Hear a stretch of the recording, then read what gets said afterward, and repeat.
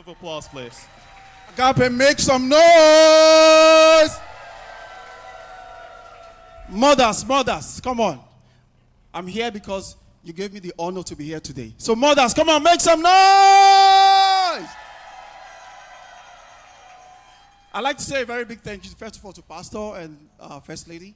This is a very great opportunity and honor for me to be here. This honor, for me, is more than an Oscar award. It's more than the Grammys award, I'm telling you. So I dedicate this honor to all the mothers here today. Thank you. It's because of you I'm here today. I had this honor to be here today because you gave me the chance. Thank you so much. Yesterday, I was doing my devotion. And I was using the Agape morning devotional book.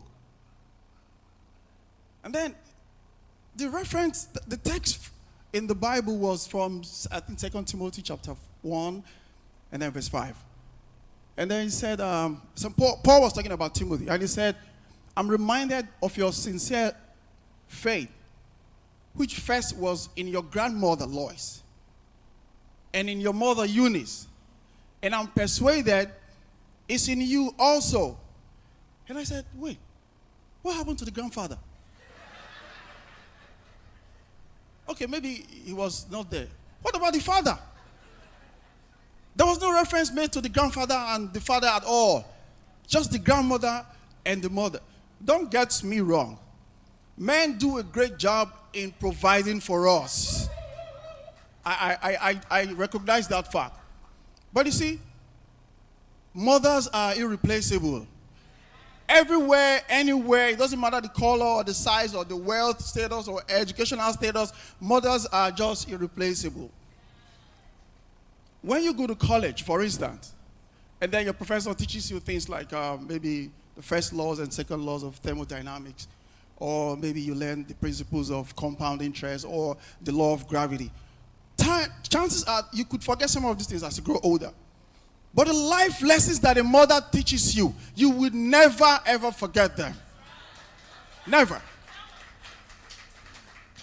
It was my mother who first taught me non-verbal communication. I'm serious. She said, Kelvin, I'm going to teach you something, and I want this to stick with you. I said, okay, no problem.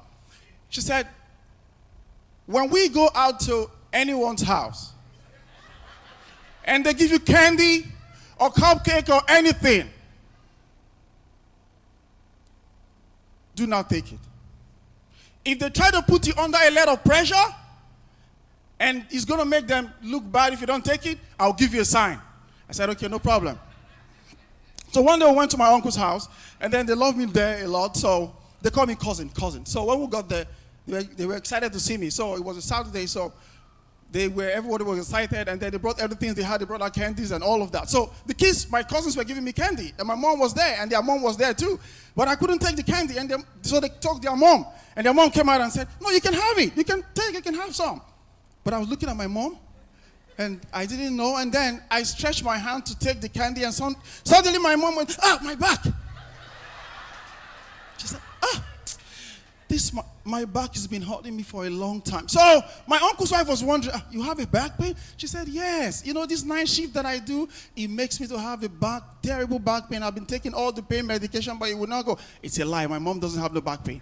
She just gave me a sign. The sign was, take the candy, put it in your pocket. On our way home, you throw it in the garbage so she doesn't feel bad.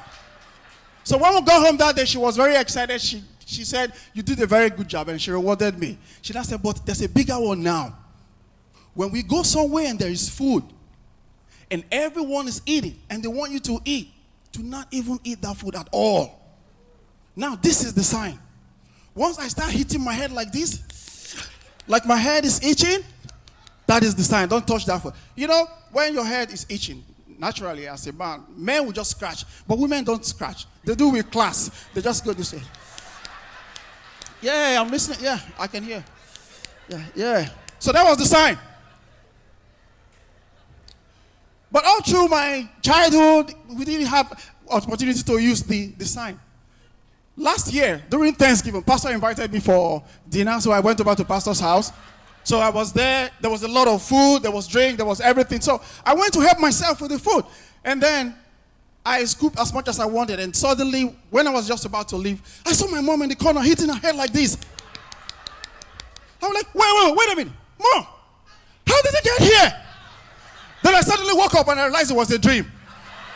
I said, even in my dream, my mom would not let me eat somebody's food.